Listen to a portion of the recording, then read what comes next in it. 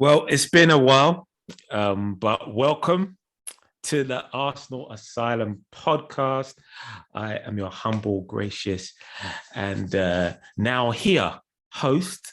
And I've got my esteemed team with me, the regulars, as per usual. I'll introduce them in not ascending order or in order of priority, but just because they are here. To my virtual left is the man they call Mr. Sydney Velvet. Say hello to the people, my man. Been a minute. What's going on, brother? It's a pleasure to be back with you guys. I thought I was above you in my screen. Oh man, you know what, man? It's not a uniform thing, is it? Because I'm seeing you like to the side of me, like over that side there. Cyberspace, isn't it? Pleasure. All right, so just below me, and again, not for any reason, is the man they call Mr. Mod Russell, the Mod Father. What's going on, mate? What's happening? So good to be back, fellas. Good to see you. Yeah, man, of course. Rocking the red, not rocking the white, because we lost in that shit, but we're going to cover that. Don't worry. And of course, man, in the dark, like in the cut, the main man. You put that hood on right there. You put that hood on. Call yourself Messiah. You know I just call you Steph. Guys, welcome. Glad to be back, man. You got some good content coming from me, you know what I'm saying?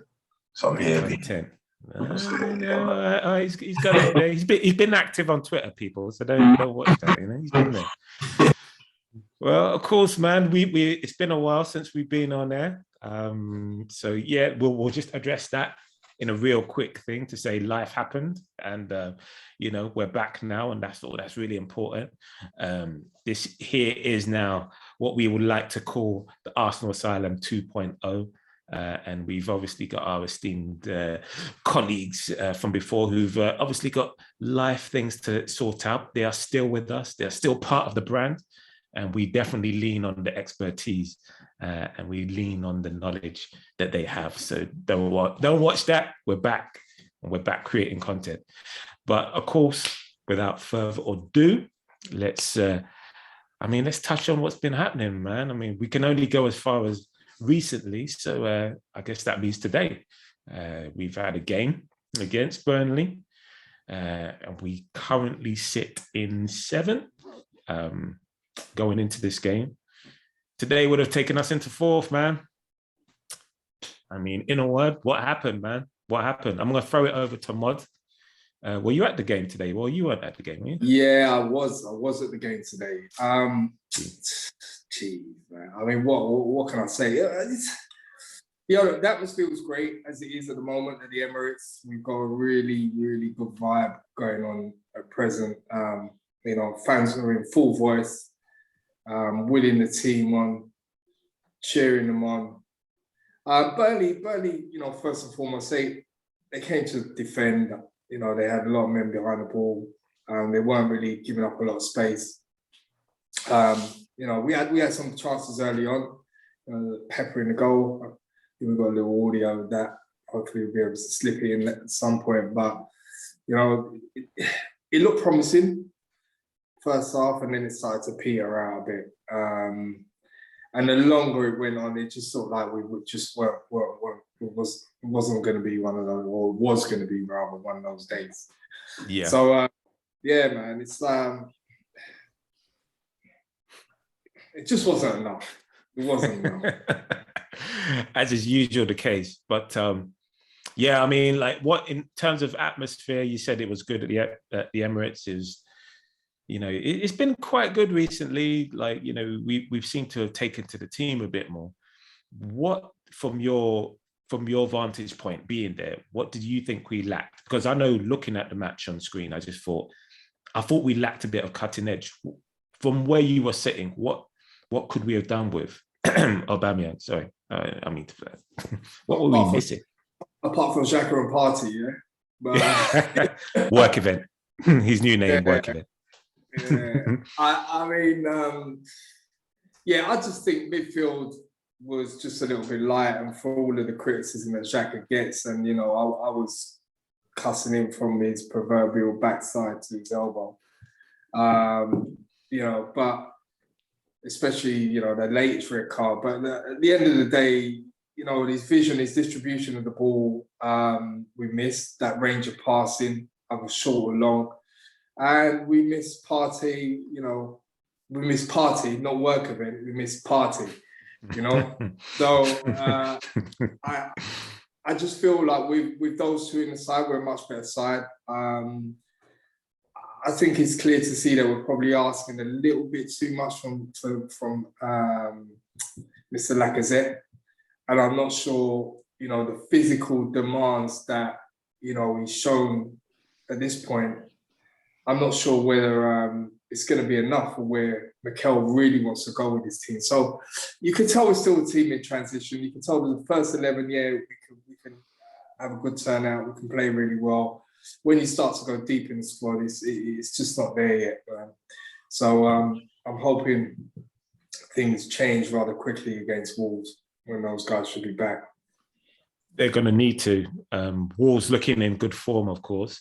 I know both yourself, Steph, and James, you didn't manage to watch much of the match, but obviously you would have heard about what happened and, you know, how we approached the game. Just in a general sense, though, and again, starting with you, Steph, what are we going to need to do this January in order to kind of make that leap into the top four? Because I can see that there's a clamour for us to get another striker. Obviously, the Aubameyang situation has happened since we've been on off air, which is an ever-changing situation. For you, for your take on it, what do we now need to do to be able to push forward? Just about the lack of transfer activity that's going on, it doesn't really look like there's much more we can do or Arsenal can do. There's a lot of players. There's a lot of players that we're linked with. But then obviously we linked to them, but we never actually get them. So I'm not really sure. I think it's going to have to be a thing of like Mikel's just going to have to do a lot of tinkering in terms of like having so many different variables of formations. With what we've got at the moment, we all think with what we've got. Yeah. So I know, like I said, people said me and Mud had this little discussion this morning about certain lineups and whatnot, and I'm saying like, for me personally, based on play what you've got, but just change it around to suit what you have. So like today, we didn't have a good midfield. So I was saying play three at the back and then I'll let your wing backs do be the outlets for us and just vary the game a little bit more. I don't really feel Mikel has a lot of variety in his game, and I feel that a manager that's coming into Arsenal with the lack of resources that we have has to have a bit more variety in their approach to managing Arsenal, because we don't have the required. We can't do light for light swap and they will get the quality the same that matches, or do you know what I mean, up the tempo.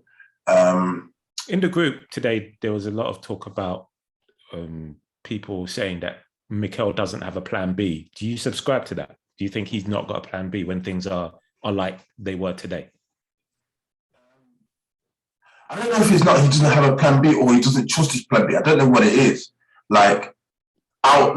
Maybe so, because I was alluding to that, like, for Mikel to be not saying that he's, I know this is his first managerial job, but I know everyone else like Klopp and Pep and Fergie and Wenger, they've all had various years of experience, so they can afford to do the changes what they need to do. But I feel this is Arteta's time to be learning. He's learning the job, so do what you think you need to do. Take the risk because you're learning. So okay, let me try a 4-3-3. Oh, it's not working because I don't have Partey and Xhaka. Okay, let me do 3-5-2. And if it goes wrong, it goes wrong. But we all understand you're learning.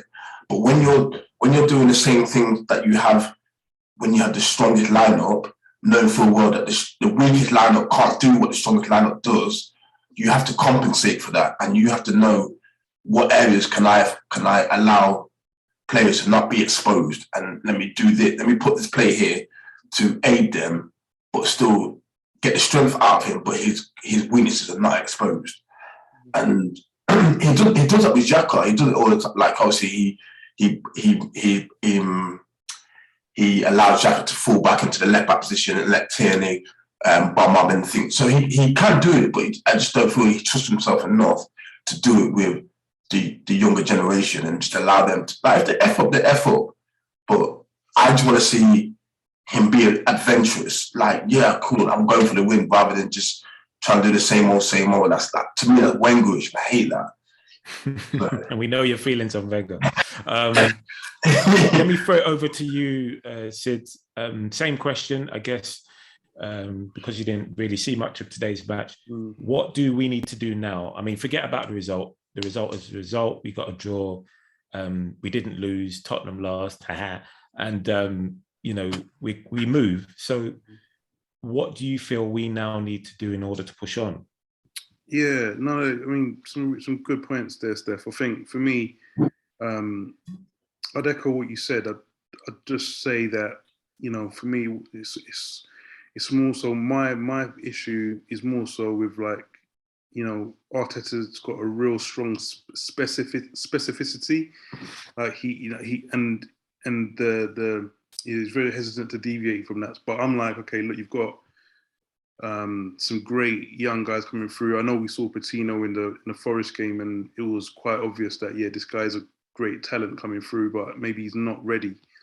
But you know, we've seen in the past sometimes where it's like, you know, these young players, you need to just give them that experience, you throw them into the fire, allow them that space and that time to make mistakes. But then, you know, I did think, and whilst I do want to see that, and whilst, you know, in theory, we want to see these new young players be given an opportunity. Just the toxicity online already. Do you know what I mean? Like, we've got another 14, 16 games to go, and it's like, nah, mate, Arteta out, top four's gone, and you're like, yeah. Like, well, yeah. So I mean, what would have happened if he done what Steph said, and, you know, he changed the formation totally, and they would have got crucified. He would have got crucified. They nicked a goal at the end. Burnley nicked a goal at the end. Do you know what I mean? It would have been madness. Do you know what I mean? Like, you know, effigies of Arteta hanging outside. You know, so you're like, you know, what? There's none now. Oh, geez. this is the thing, and I think he, you know, he is giving himself the best opportunity so to get these results, and he's like, I need certain players on that pitch, like, to give myself a chance. Do you know what I mean? Like, I don't care if you've just had COVID, Tommy. Do you know what I mean? Like, get out there, mate. Do you know what I mean? And run for me. Do you know what I mean? Like, you know, I don't care. You know what I mean? Thomas using AFCON this morning.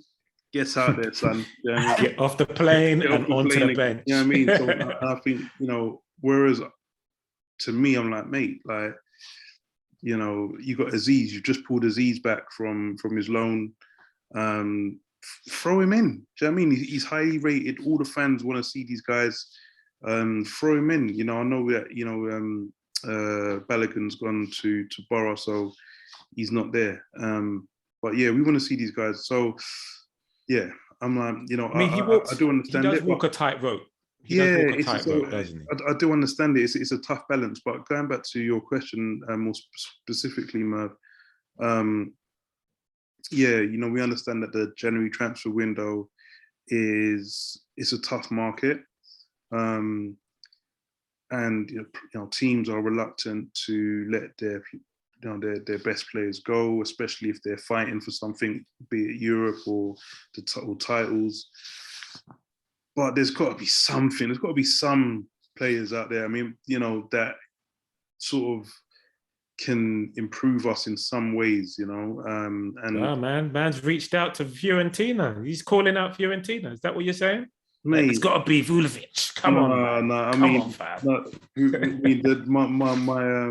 My Vlahovic hope is very, very quickly dissipating. And I'm just like, if it happens, it happens. It'll be great. It'll be great if it happened. But all the noises that we're seeing online is agent double talk, and, you know, it's just I don't want to get us, you know, get drawn into that. But You know, there was that link to that Brazilian guy who's like this tough tackling midfielder earlier on in the window.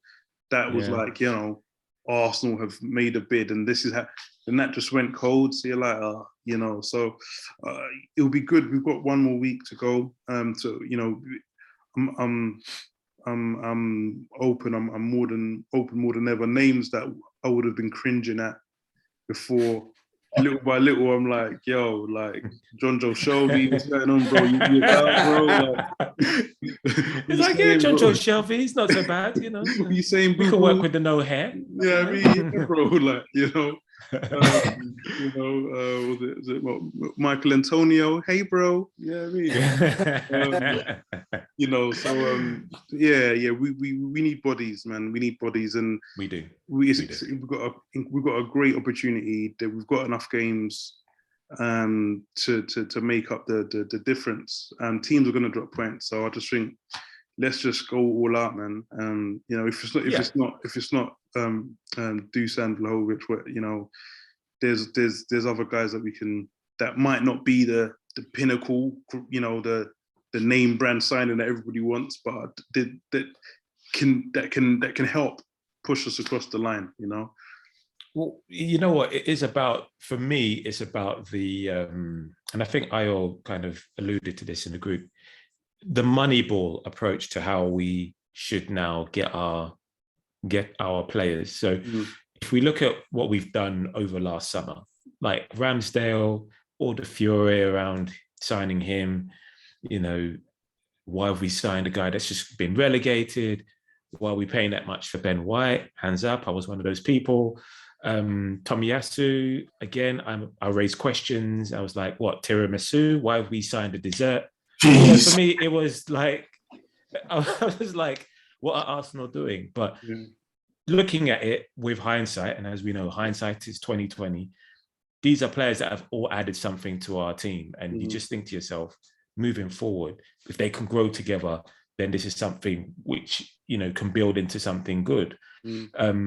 Going back to your point, Sid, you know, about how Arsenal Twitter just loves a catastrophe online. You know, it's like, you know, we lurch from Arteta's getting it right and trust the process to Arteta out because we dropped points against Burnley, even though still looking at it objectively, if we now go on to beat Wolves, we're still in a good position. We're still in control of our destiny as far as Champions League football is concerned.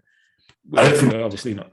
Yeah, sorry, was that? So yeah, I don't think it's just the Burnley result though. It's the fact that we're out of like every competition that we should be in. Yeah. But I mean, look, I've sat here. There's so much to digest. You know, Des made some points. Murphy made points. Sid made some points. You know, I hear what all you guys are saying about the deficiencies within the squad, but in order for us to rebuild, you've got to destroy it. You know, there's already an existing structure there that needs to be knocked down, and you need to modify it, and you need to renovate it, and you need to make it bigger and better than what it was before. And this is what we're talking about with the team. So from what we've seen thus far, the team have got us to top four, which is better than more than what we expected, better than we could have ever imagined. During this point in January, what they decided to do is take the risk by getting rid of players first before they bought any. So at this point, we don't know who's coming in, if any's coming in. You know, we're still 7-8 days away, or whatever it is, 7-8 days from, you know, the transfer window closing. So at this point, we've got a bare bone squad. AFCON players have gone, you know, Partey obviously has just returned, but El Neni, who probably would have deputised and run around and done a little bit, you know, he's not there. Xhaka's getting carded. So we're literally down to bare bones. Oba, a striker, a talisman, the person that's supposed to be leading the line and banging in 30 goals a season, has gone AWOL for whatever reason. When he's on the pitch, he's been AWOL, and now he's AWOL. No one knows what's going on. So it seems that there's some regeneration of the team that's going on, and with that is integrating the youth. We can't be throwing, from my point of view, I don't think we could be putting in the likes of Aziz and that in he hardly played on loan at Portsmouth. To be throwing him in. But if we're low on numbers. No, but I don't think it's that low. I don't even think the result today was really that dramatic. I mean, I was saying in the group before that basically, if you break down where we are, we're 9 points behind Chelsea. We have 3 games in hand, right? Or is it 10 points or 12 points? I don't know, whatever it is. We've got 3 games in hand. And I think, no, we're 11 points. So we're 3 games in hand. That brings us 2 points behind them, right? Excuse me. So therefore, all of a sudden, that kind of puts things in perspective. 2 of our next games are Wolves. The next one's Brentford. I can't remember who the one is after that. But certainly, from Wolves and Brentford, with Partey and Xhaka back, I would kind of be expecting us to be taking points there. So 6 points isn't out of the question. All right, fair enough, Wolves are playing well, but I don't believe it's out of the question. So all of a sudden, West Ham have played more games than us. You know, Man United have played more games than us. If we win those games in hand, we jump right up the table again. So I think people are not even looking at the games played, games in hand, the numbers there, doing the math, because if they was, they'll realise that, look, we weren't, the likelihood of us beating City was very slim, right? We didn't beat City. So to me, that game, if anything we got from that was a bonus. Today we should have got 3 points, we got 1 point. Oh, okay, we dropped 2. That's where we're at. That's the reality of things. And in terms of the signings for me as well, I know we were talking about the Moneyball thing as well, because I remember I was taking the mickey out of Jason, calling him Mr. Moneyball. And both Jason and I were saying, well, actually, that is what we are. That is where we are, and that suits us well, because we're not in the position, unfortunately, to be buying players for 100 mil, you know, in every position. We're not that kind of team. It's never going to happen. So now I see what Arteta's trying to do by playing the numbers, getting good professionals that are young and have a higher ceiling for reasonable money, as you said, Merv, your Tommy Asu's and the rest of them. Ramsdale, even people who were questioning that. Ben White, people were questioning that. But then going out and looking for someone like a Vlahovic, whose numbers are off the chain. So if you've got to pay that little bit extra for them, that's still good money if they continue on in that trajectory, being so young. And if we do need to sell, there's always going to be money to be made from that. You know, so it's a kind of like a win-win situation. So I get where they're coming from. I just think patience is key. I mean, we know this though. We know that it's about patience. We know it's a patience game, because obviously you look at these things through rose-tinted glasses, right? But what I want to get at for now is, and again, Steph, you're like the tactician among us, is of those targets, who should we be looking at to take us to that next level? Who should we be throwing this money at? Because I have a feeling Vlahovic, as good as the numbers are, for me, it presents a bit more of a risk if it doesn't work out. I cite Pepe and to a certain extent Partey, because we've gone and we've put in the little extra money and the return hasn't been that much. Steph, let me know your thoughts, man. To be honest, again, in this brand of football now, it's hard to get players to go from one league. It's hard, not hard to get it, but it's hard to get the same expectation that they were putting from one league into the Prem. Like back in the day, because players were quality of their own right, it transpired wherever they went. Whereas the players now, they all tend to be a lot more systematic, so they can only play within this system. If they moved out of that and gone somewhere else, they struggle to recreate the form that is the reason why we bought them. So to be honest, I actually don't really know who's really, other than like bait signings. Like me personally, I'd say go to like proven players that have been in the Prem. So I would say go for Sane. Okay. He's a fringe player. not a fringe, but he's a squad rotated player at Bayern. He's not really getting the game time that I think he anticipated he's going to get. Him and Arteta work well, according to the what's that thing called that they did? The Amazon show that they did. Oh, the All or Nothing. Yeah, because of that, him and Arteta are quite tight, so I wouldn't see any too much persuasion to bring him in. The money might be high, I agree, but he comes with quality, known quality that's done in the Prem. Proven quality. Yeah. But again, I'm not really sure who's really, for me personally, in terms of quality and taking us to that next level, without the bait players like Mbappe or Haaland or the I don't really know who's out there that could do it. Yeah, I'm a fan of Tielemans, to be fair, but again, he's going to be high money coming from Leicester City because he's one of their main key centre mids. Is Arsenal going to pay that money, or we're going to go and say, oh, you know what? No, I'm not giving that money to Leicester. He's got a year left, doesn't he? I think, or just over a year. So I think it's a contract situation which makes it a little bit more attractive and affordable for us. So I think, that's why it seems like it could potentially be an option. I'll be up for that. But do you not think it's just them or his reps using us as leverage for a better deal with Leicester? Do you think it's just throwing us? Yeah, it could be, but I think with Leicester, there's not really much room they can go. In terms of don't let the Leicester people hear you say this now. Hey, I'll shout it. You're behind enemy lines, B. Okay, they'll come and drag you out on this ball.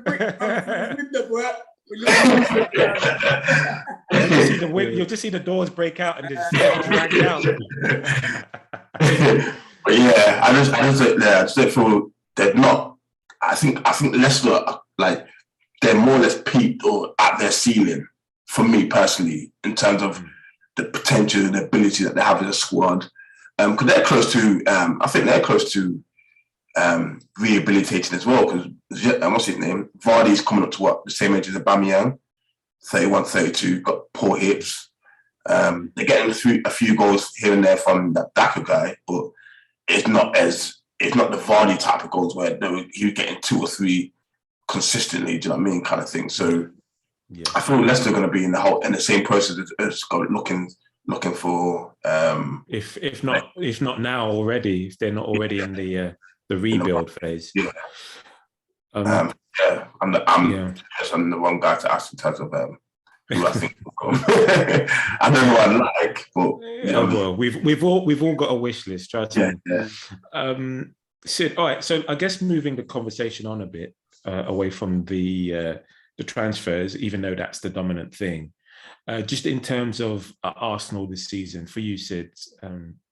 I would think it's safe to say that we've been fairly content with the progress, albeit after the first 3 games, we've kind of moved on a bit. So just as an objective look at how we are at present and where we've moved to, what would you say has been our main strength this season, Sid? Do you think do you see the process in action? Do you trust the process? Do you think we're moving in the right direction? What are your overall thoughts, man? I'm overall, I've been very encouraged by what I've seen. I think that we are definitely moving in the right direction. We knew that it was going to be a bumpy road. We knew that there were going to be, opportunities for learning for the players and for the coach and for his team. And that's exciting, man. That's exciting. It's part of life. In terms of life's journey. Sometimes it's not just a very straightforward narrative. There's ups and downs, and when you go through those, so you're channeling your inner Wenger with those this philosophical takes on this.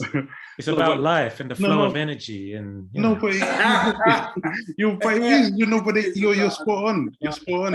It is real, because I think, and that's the exciting bit, because you do get drawn into the narrative, and you're like, this is a young guy. It was his dream while he was a player, and now he's fulfilling that dream, and you can see that how he is desperate to learn.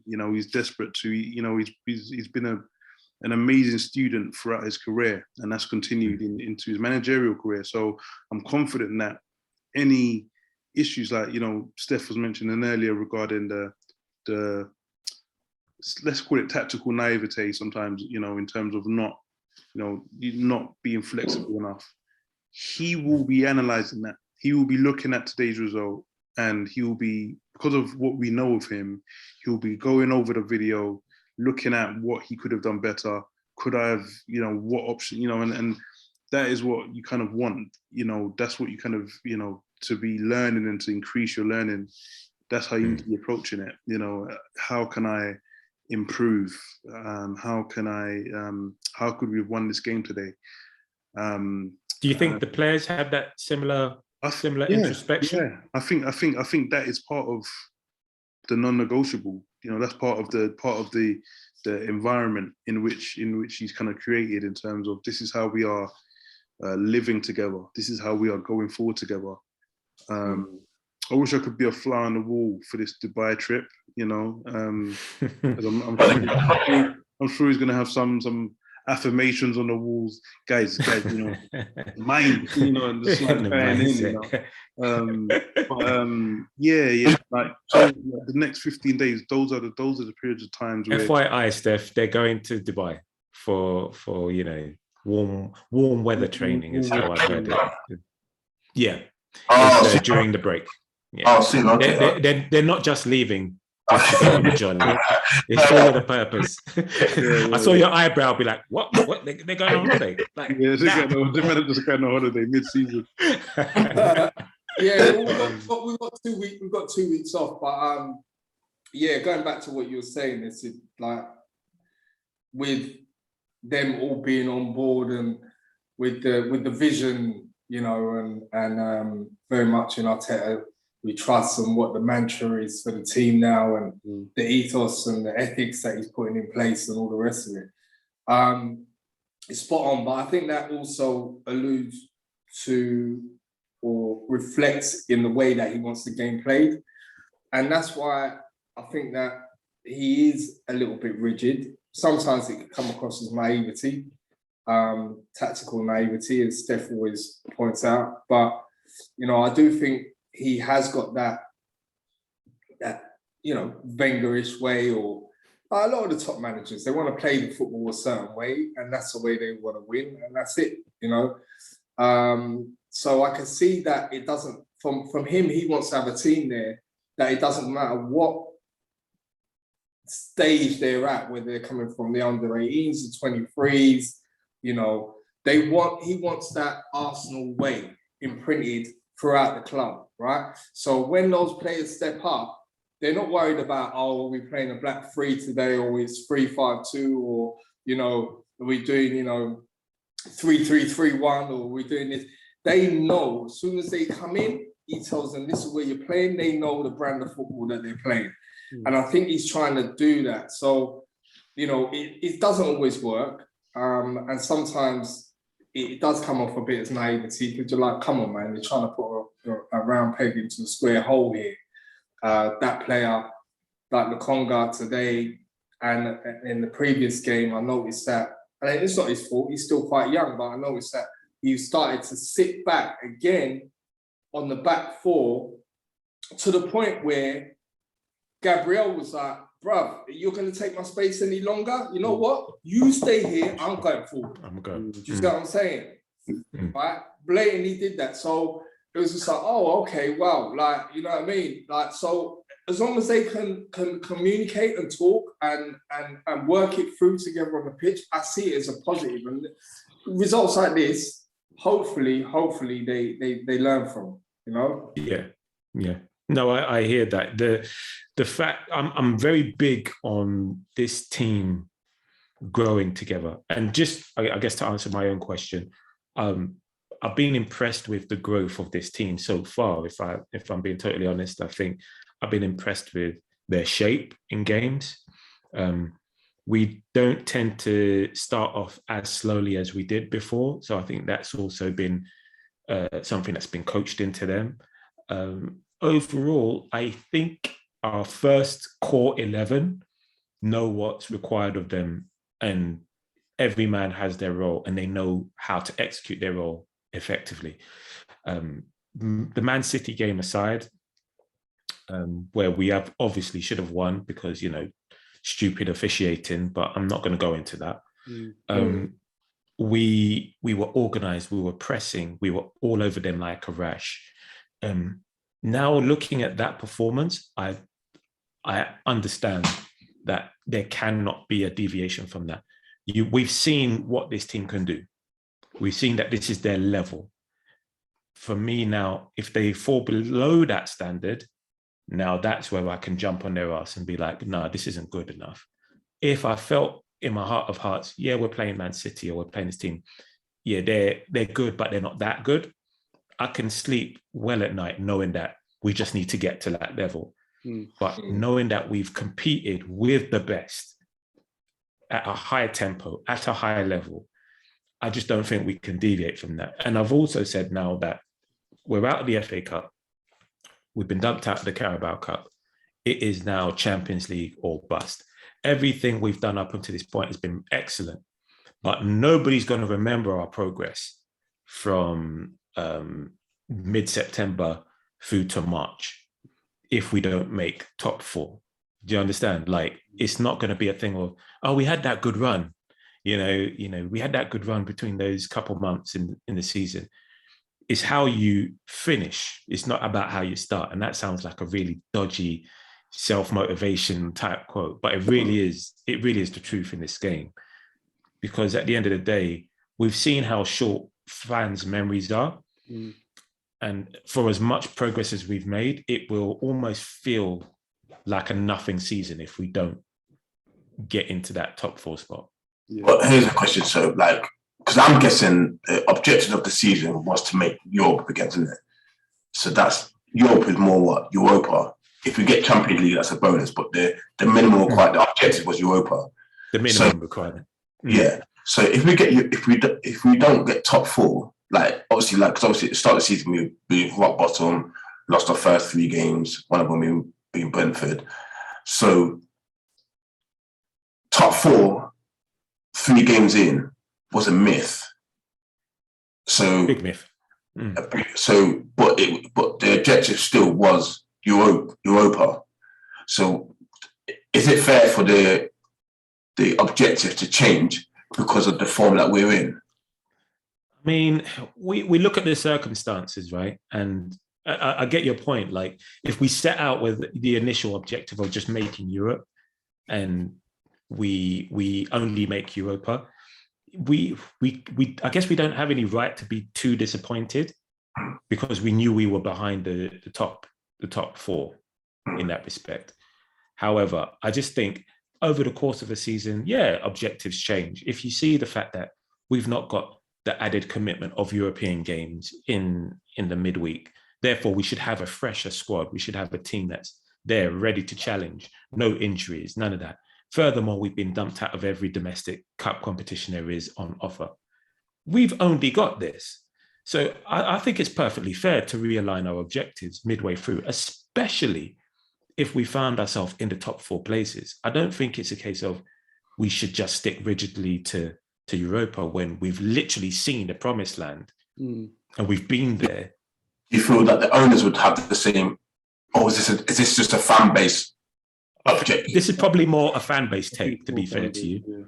And I'm speaking as like a fan that has no visibility of operations behind the scenes. Do you know what I mean? But as a fan, and this is what it is, this is a fan-led sport. We make this game. Man, is it unfair? Am I off? Like, we should be looking at top 4, right? I think Arteta wants top four. I think he believes in his like he's probably, and I think that's why he's probably pushing so hard with the Vlahovic stuff. Do you know what I mean? Because it's like otherwise he knows. like, cool, let's do a couple loans. Do you know what I mean? Let's, you know, to get us through the season. You know, Ainsley, you know, Kolasinac, stay with the squad. Do you know what I mean? Stay with the squad and let's just get through the Easy season. option. Easy option. He's on it. Like he's saying like every window we need to maximize. Like he's putting the pressure on the owners saying like, guys, let's not waste no time. Like I'm doing my job, innit? If you look can back me, I'll get us there. Just what I'm saying. Exactly. You know, and we know that fortune favors the brave. And I love the fact that Arteta is willing to bet on himself, even if it means the whole thing collapses. I love that about it. Yeah. And whilst Europe just overall would be a bonus, I believe that. Yeah, I think that we can do it. Do you know what I mean? I think that we can do it. And I'm like, you know, like yourself, I've been so impressed with the team as a unit. I'm like, yeah, like definitely that's possible, you know. If you can get some quality bodies in as well between now and the end of the month, then yeah, it increases that possibility. So yeah, man, it's a really good question now. Mod, final comment to you, man. Yeah, I kind of agree with the summation. You know, pretty much everyone's kind of said. Yeah, I think he has gambled. I think he's decided, all right, play the decks. One of the key signs for me was the Ainsley Maitland-Niles deal, because if you look at our midfield now, it's so decimated that you can't help but think he would have got a game, and you can't help but think he would have, you know, been a key performer in that central midfield, even helping partner Lokonga, switch things up a little bit, give us some stability, give us some legs. You know, so for that decision to be made and for him to be like, okay, yeah, fair enough. I know that Ainsley requested it as well, but for him to be like, you know, okay, I give, you know, Godfather to Michael Corleone style, where I give you my blessing, you know what I mean? Kiss the ring. Yeah. Shout out to Nige, you know, Michael work. But yeah, so for him to have done that kind of shows me that he must be doing exactly what you guys are saying and throwing down the gauntlet to the owners and saying, listen, back me, spend some money, get me the player that can do this.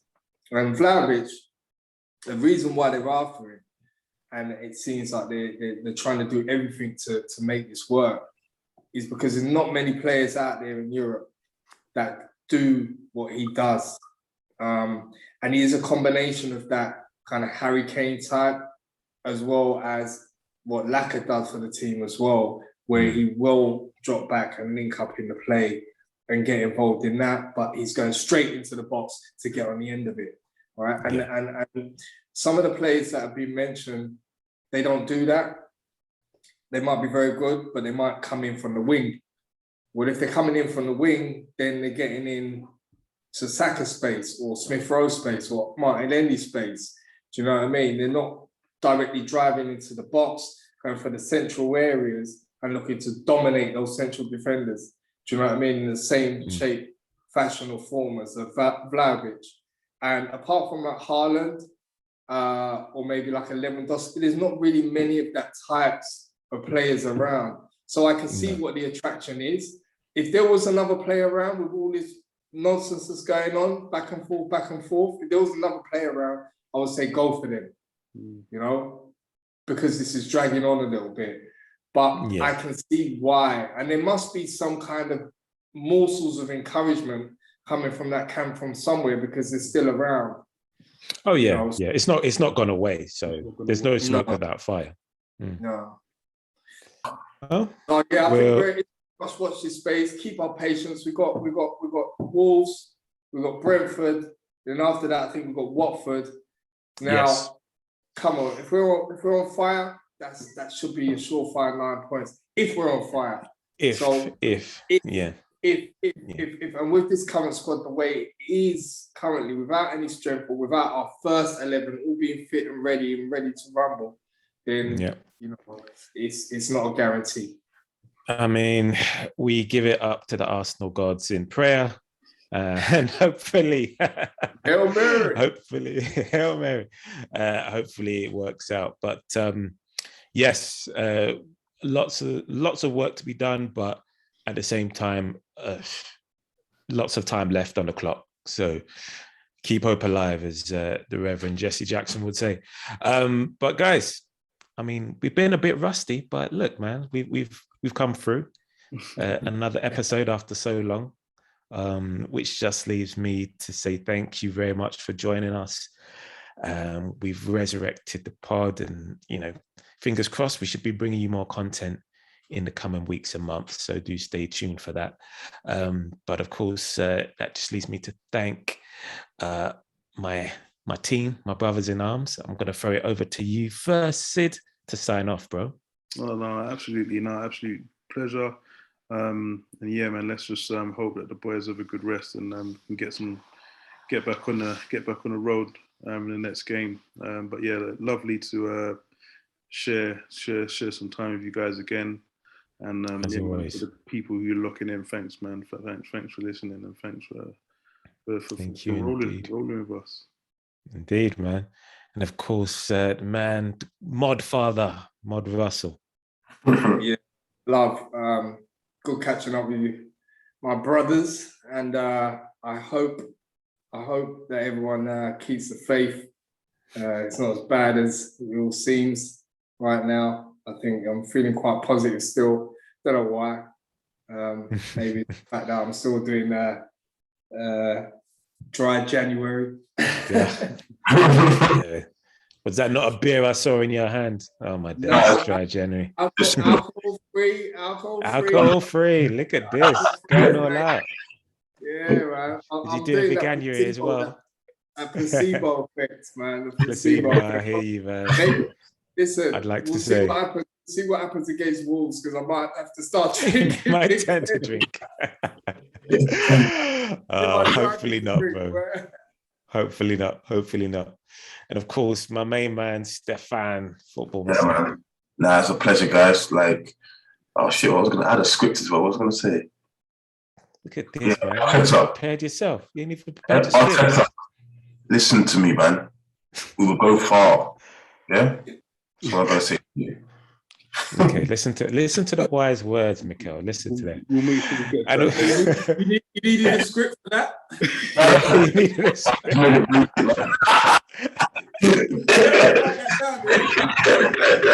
you're going to get slaughtered for that, right? And of course, man, that just leaves myself swerve, man. We have been the Arsenal Asylum Podcast. Do follow us on all major platforms. That's Instagram and Twitter. But until then, we'll join you for the next one. Peace out. Peace.